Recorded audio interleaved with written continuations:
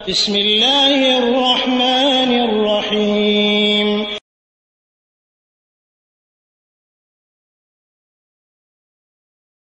আসসালামু আলাইকুম ওয়া রাহমাতুল্লাহি ওয়া বারাকাতুহু। জি, সম্মানিত ভাই, কুয়েত থেকে জানতে চেয়েছেন যে ছেলের নাম রেখেছেন জিহাদ আর মেয়ের নাম জিদনি। তো এটা আসলে ইসলামের শরিয়ত কি বলে, ঠিক আছে কিনা জানতে চেয়েছেন। তো দেখেন, কোরআনের শব্দ দুটোই কিন্তু কোরআনের শব্দ। কোরআনের শব্দই হলে বা কোরআনের আয়াতের অংশ হলেই যে সে এটা নাম রাখতে হবে এটা কিন্তু না। অনেকে আছে কোরআনে আয়াত বা শব্দ আছে যে তুকাজ জীবন, তাই তার মেয়ের নাম রাখছে তুকাজ জীবন, কিন্তু অর্থ আসলে জানে না। কোরআনে পায়েছে রেখে দিয়েছে, কিন্তু অর্থ আগে জানতে হবে, তারপরে নাম রাখেন।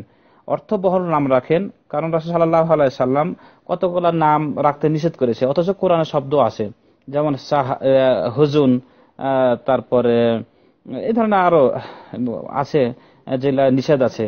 তো অনুরূপ ভাবে এই আপনার এই যে জিদনি রাখছেন, জিহাদটা এটা ঠিক আছে। জিহাদ শব্দের অর্থ হলো সংগ্রাম, ন্যায়ের জন্য সংগ্রাম, এটা সংগ্রাম করা, এটা হলো জিহাদ।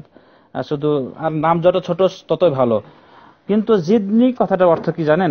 জিদনি শব্দের অর্থ হলো, যেমন কোরআনে আয়াতে আছে, রব্বি জিদনি ইলমা। রব্বি, হে আল্লাহ, আমার জ্ঞান বৃদ্ধি করে দাও। এখন আগে পিছের কাইটে আপনি নাম রাখছেন জিদনি।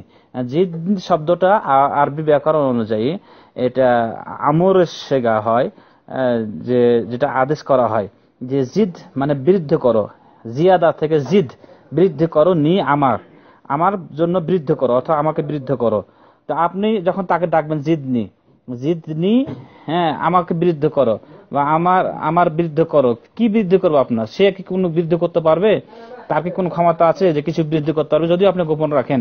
কিন্তু রব্বি জিদনি ইলমা, জিদনি ইলমা, যে হে আমার রব, আমার জ্ঞান বৃদ্ধি করো, এটা আল্লাহ তাআলার ক্ষেত্রে বলছেন, আল্লাহ আমার জ্ঞান বৃদ্ধি করে দাও। কিন্তু যখন আপনি মেয়ের নাম রাখবেন, তখন এটা অর্থ কি নেবেন? মেয়েকে যখন ডাকবেন বাংলাতে, আমার বৃদ্ধি করো, আমার বৃদ্ধি করো, কি বৃদ্ধি করবে? তো এভাবে নাম না রেখে আপনি একটা সুন্দর নাম রাখেন, যেটা অর্থবহ নাম, যেটা সামঞ্জস্য হবে নামের সাথে আপনার কামের, যেটা সমস্যা নেই, সেভাবে নাম রাখার চেষ্টা করেন। আল্লাহ তাআলা